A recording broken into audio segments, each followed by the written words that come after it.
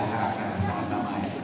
Karena kemudian informasi tidak lupa pemerintah tidak butuh tidak karuan, akhirnya ada dua pihak yang dirugikan. Sekalipun katakanlah kami buat pernyataan ini 2 minggu sudah kejadian, dan saya yakin bahwa apapun pembelaan kita, damage is done, kerusakan sudah terjadi, dan ini saya kira akan sangat sulit kita perbaiki sampai sepenuhnya pulih. Tapi apapun itu, saya pikir kita terus berusaha, bukan hanya untuk teman-teman kita di Indonesia, bukan hanya untuk para korban tanda kutip ya, karena dalam pandangan kita mereka bukan korban sesungguhnya, tapi ada teman kita yang gugur saat syahadat, saat thalabul ilmi, saat melaksanakan kewajiban mencari ilmu yang sifatnya fardu. Thalabul ilmi itu fardu, wajib sifatnya. Mereka gugur peduli kita semua, di dalam kacamata kita mereka semua adalah para syuhada. Jadi mereka itu bukanlah lawan kita, korban bukanlah lawan kita. Nah, sebenarnya kalau kita lihat hal ini, kesepakatan kita bersama tadi dimulai dengan, kalau kita baca sama-sama kesepakatan yang dibutir tadi, dimulai dengan adanya siapa yang bersepakat. Dalam kesepakatan ini ada sebuah paragraf yang menyatakan diri siapa yang bersepakat tadi, yaitu kami dari Forum Komunikasi Keluarga Besar Pecinta Alam se-Bandung Raya. Itulah yang bersepakat, yang tadi berkumpul jelas-jelas, dan alhamdulillah menurut absensi yang barusan saya lihat, organisasinya adalah sejumlah 163 organisasi.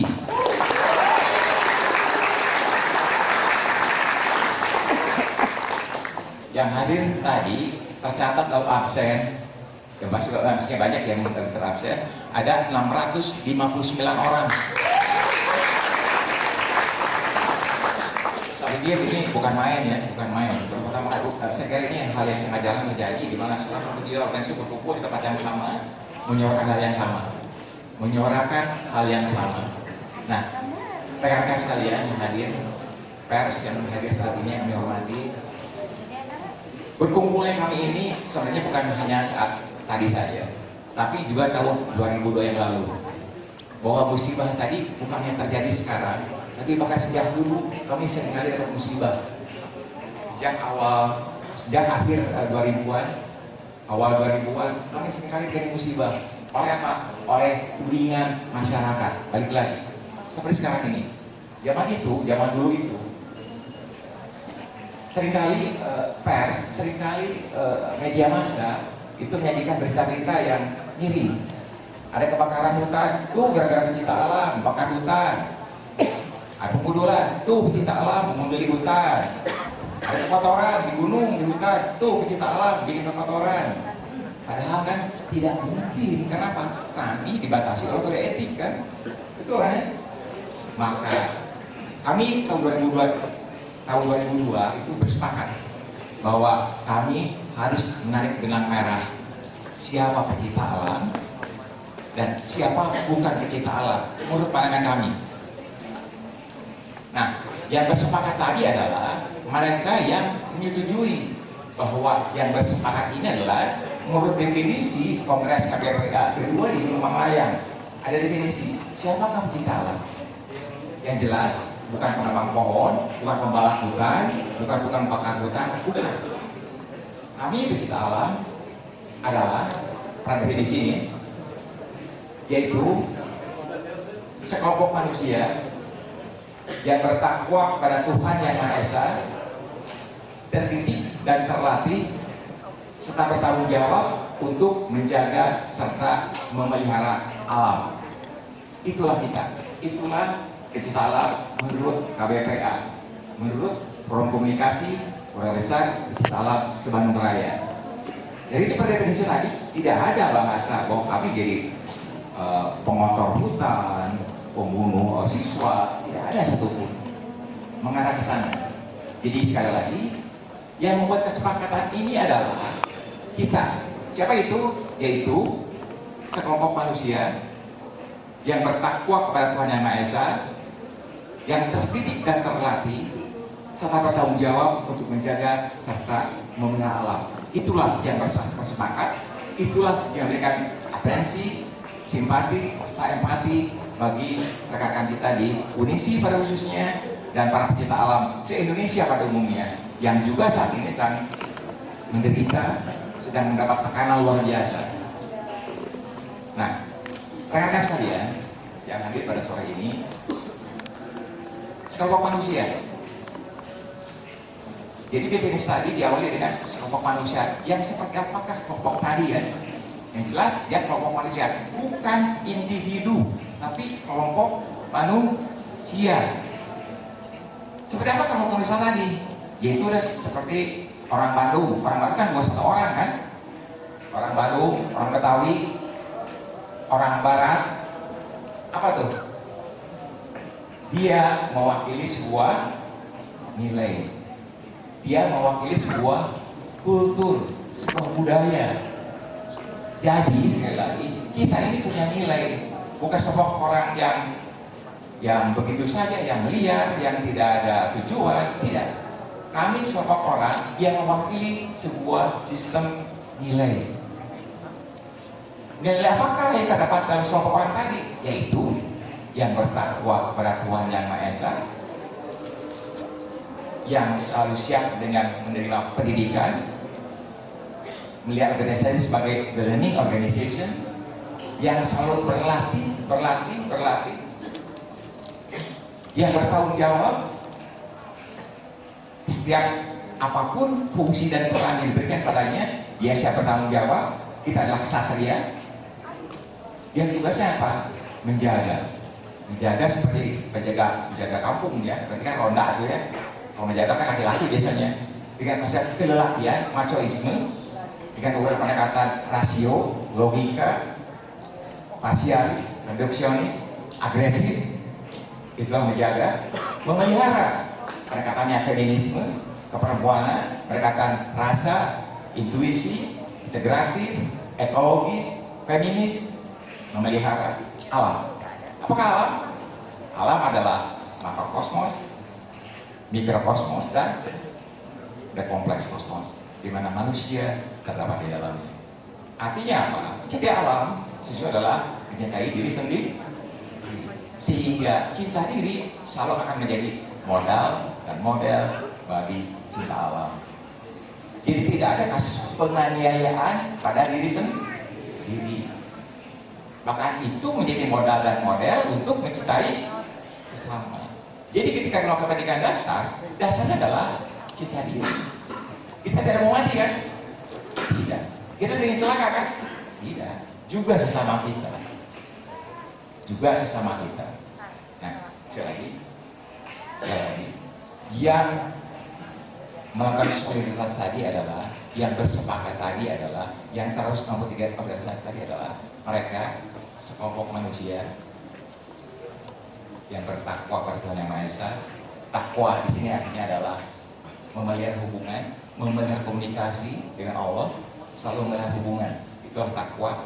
Di atas memelihara selalu butuh ilmu. Memelihara hubungan dengan Allah. Memelihara, kalau kita bicara masalah memelihara, kayak memelihara ayam, maka kita butuh ilmu ayam kan. Memelihara balita, maka kita butuh ilmu balita kan. Memelihara perdamaian, maka kita butuh ilmu perang, ilmu bikin senjata, ilmu bertempur, semata-mata untuk memelihara. Jadi apa? Memelihara selalu butuh ilmu. Tidak pernah tidak. Selalu butuh ilmu. Itulah memelihara. Itulah konteks takwa, konteks memelihara hubungan dengan Sang Pencipta. Memelihara selalu butuh ilmu. Ilmu itu diberikan di mana? Dalam konsep pendidikan yang sistematis. Nanti kan saya akan membereskan ngabajar beaskeun, ya, menerangkan secara detail apa itu mendidik. Pendidikan, mendidik, terdidik.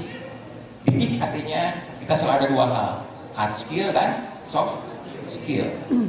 Dua-duanya harus ada, bukan hanya survival, bukan hanya peta kompas, bukan hanya biologi, tapi ada soft skillnya, militansi, loyalitas, rela berkorban, antusiasme, daya kreatif.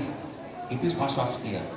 Jadi sekali lagi, mendidik tadi mengandung dua aspek pokok, hard skill dan soft skill. Itu yang diberikan di organisasi, begitu kan ya? Betul tidak? Diterima kan ke organisasi kita kan? Yes. terdidik dan selalu terlatih. Dalam konteks selalu diulang-ulang. Agar apa? Menambah jam terbang. Ingat, kecepatan bukan datang dari ketergesaan, tapi refleks hasil latihan yang diulang-ulang. Itulah latihan. Itulah terlatih. Kecepatan bukan datang dari ketergesaan, tapi refleks hasil latihan yang diulang-ulang. Terlatih dan bertanggung jawab. Tanggung jawab adalah merupakan feedback dari adanya wewenang dan pendelegasian.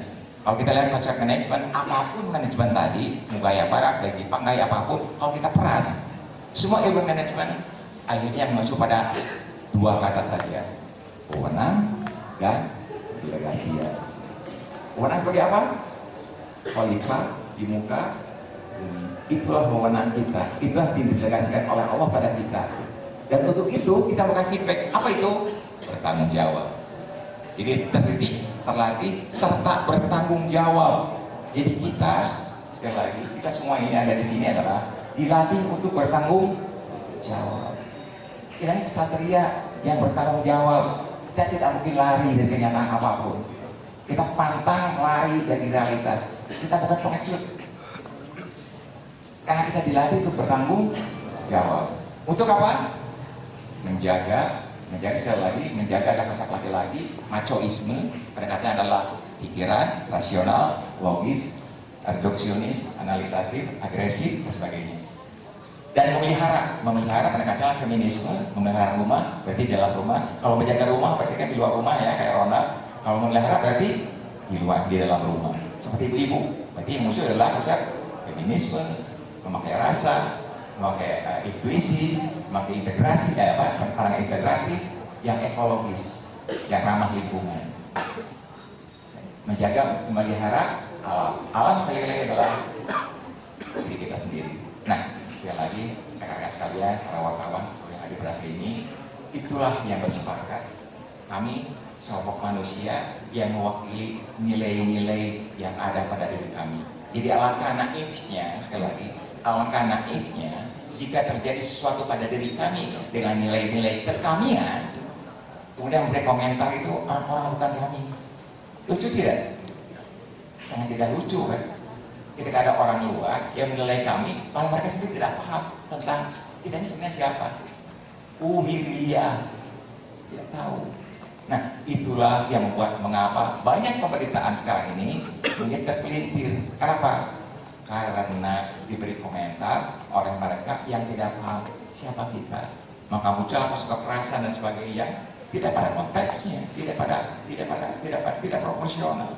Dan sekali lagi, menurut pendekatan dari Kurt Gödel dari Tahunan Nobel Matematika menyatakan bahwa tidak ada teks yang punya makna kecuali diberi konteks. Ada konteksnya. Sebuah sistem jadi benar kalau ada sebuah sistem yang membenarkannya. Sebuah kebohongan harus didukung oleh kebohongan lebih besar. Sebuah kebenaran mesti dilindungi oleh kebenaran lebih besar. Termasuk juga kata kekerasan. Itu teks menjadi benar kalau ada konteks yang melingkupinya. Alangkah lucunya jika konteksnya itu berubah. Itu tidak pada tempatnya. Kayak keras dalam tinju, dibawa keras dalam main bola kan, akhirnya apa? Main bola kayak tinju, kayak kartu merah. Kenapa? Karena konteksnya berbeda. Sama seperti kita, para pencipta. Nah, dari situlah seringkali muncul tanggapan negatif dari sekitar kita, dari masyarakat terutama. Kenapa? Semata-mata karena tidak memahami konteks tadi. Nah, untuk itulah pada malam hari ini sekali lagi kita dudukkan pada perkara sesungguhnya. Kita tidak akan menghindar, kita tidak defensif, kita tidak membela yang salah. Salah adalah salah. Kita pertanggungjawabkan. Kita bukan pengecut. Kita tidak perlu digiring-giring kayak maling. Karena kita akan siap berkorban dari segala apapun dalam hidup kita. Nah, sekali lagi rekan-rekan, itulah kurang lebih yang bersepakat tadi. Kita semua. Siapa itu? Kita sekelompok manusia yang mengatasnamakan sebuah nilai, ya apa? Nilai kepecintaan yang bertakwa sepenuhnya kepada Yang Maha Esa, yang siap untuk dididik dan siap untuk dididik, yang selalu berlatih, yang selalu siap bertanggung jawab karena kami bukan pengecut, dengan metode kelelakian, maco, pendekatan logika, logis pendekatannya, juga memelihara feminis, integratif, intuitif, rasa kami juga punya untuk memelihara alam. Siapa alam? Semuanya termasuk diri kita pribadi. Dan pencipta alam dimulai dengan mencintai dirinya sendiri sebagai modal dan model untuk mencintai sesama. Nah, nanti masalah pendidikan dasar dan kasus yang akan terjadi akan dibawa secara lebih komprehensif oleh Kang Caca. Maka atur nuhun. Assalamualaikum warahmatullahi wabarakatuh.